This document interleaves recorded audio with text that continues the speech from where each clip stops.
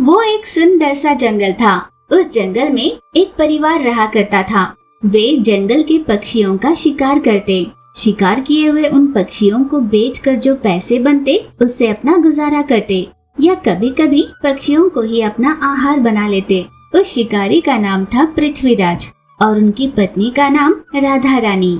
इस परिवार का जीवन पक्षियों के शिकार पर ही निर्भर था। एक दिन शिकारी हर रोज की तरह शिकार करने के लिए अपने घर से निकला। पेड़ के एक डाल पर टूनी चिड़िया रोती हुई बैठी थी। मेरे दोनों ही बच्चे मारे गए। हे भगवान, किसने ऐसी कुकृति की? क्या हुआ मेरे बच्चों के साथ? यूं जोर जोर से रोकर आक्रोश कर रही थी।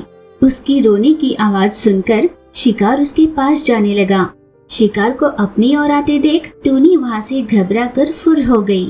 शिकारी ने तुरंत एक तीर छोड़ा, पर टूनी उससे बचकर चली गई। शिकारी ने घोंसले की ओर देखकर मन ही मन सोचा कि चिड़िया छूटी तो छूटी, पर ये बच्चे तो मिल गए।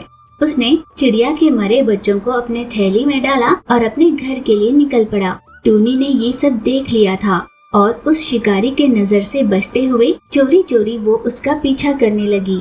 देखो भगवान, 2 सुडौल बच्चों को लेकर आया हूँ, इन्हें पका देना। हाँ ठीक है, ऐसा ही करूँगी, दे दो। अचानक वे दोनों उसकी हाथ से छूटकर उड़ने की कोशिश करने लगे। बिना तीर चलाए इन दोनों बच्चों को आप लेकर कैसे आए?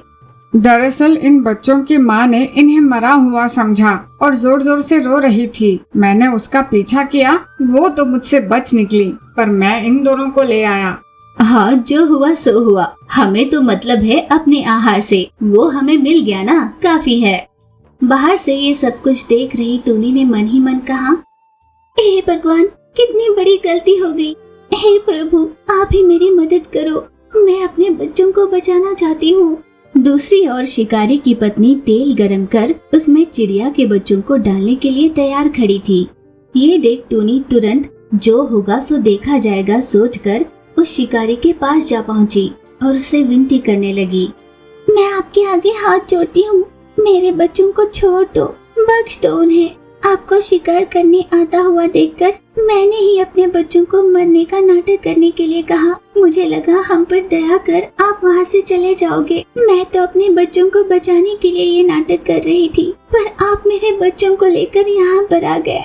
मेरा इस संसार में बच्चों के अलावा और कोई नहीं। आपका भला होगा, उन्हें कुछ हो गया तो मैं बर्दाश्त नहीं कर पाऊंगी। यूँ हाथ जोड़कर उससे विनती कर रही थी। देखो चिड़िया, मेरे मन में दया करुणा नाम की कोई चीज नहीं, मैं तुम्हें भी मार खाऊंगा।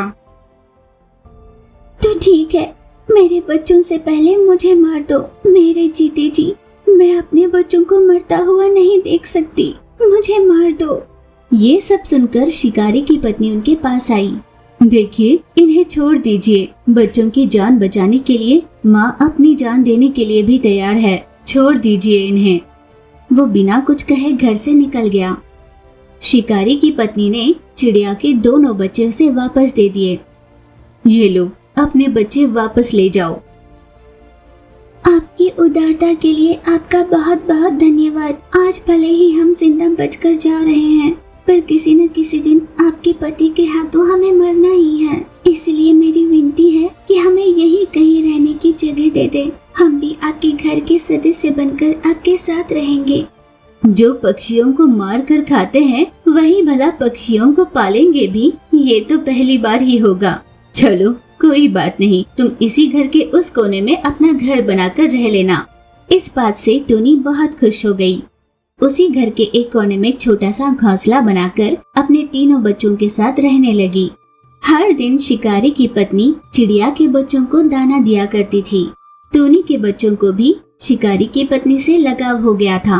उन सभी में एक अच्छा रिश्ता बन चुका था। ये सब देखकर शिकारी चिढ़ जाया करता था।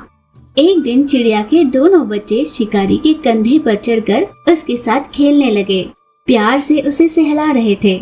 ये सब कुछ शिकारी के लिए कुछ नया था, क्योंकि अब तक जब भी कोई पक्षी शिकारी को देखता तो वो उड़ जाया करता था, पर ये पक्षी उसे देखकर घबराए नहीं और उसके साथ खेलने लगे थे। शिकारी को ये थोड़ा थोड़ा अच्छा लगने लगा। धीरे धीरे वो भी उनके साथ खेलने लगा। अभी वे सभी साथ में बहुत खुश रहने लगे थे। टूनी की सेहत अब खराब होने लगी थी।